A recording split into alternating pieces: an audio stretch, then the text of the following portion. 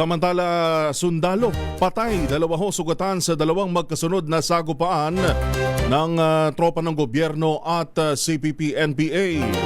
Detalye mula kay RH41, Lakay Romy Gonzales. Lakay Romy. Magandang umaga, Pilipinas! Report! Nasawi ang isang sundalo ng Philippine Army sa pangalawang sagupaan sa pagitan ng mga tropa ng gobyerno at mga nalalabing kasapi ng Ilocos Cordillera Regional Committee ng CPP-NPA sa bulubunduking bahagi ng Tinag-Abra.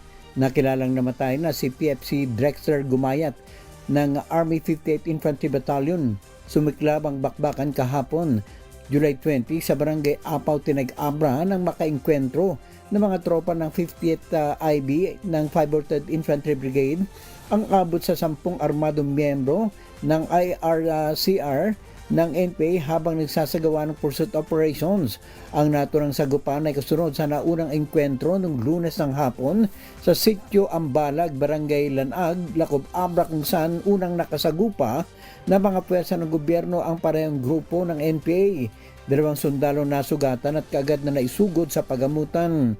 Tinutugis ng mga tropa ng gobyerno ang mga tumatakas na rebelde na umantong sa pangalawang sagupaan sa Tineg at doon nasawi si PFC Gumayat.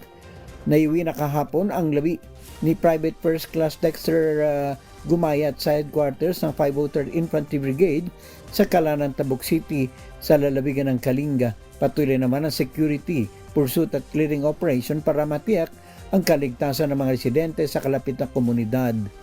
Ito si RH41 Romy Gonzales para sa DZRH.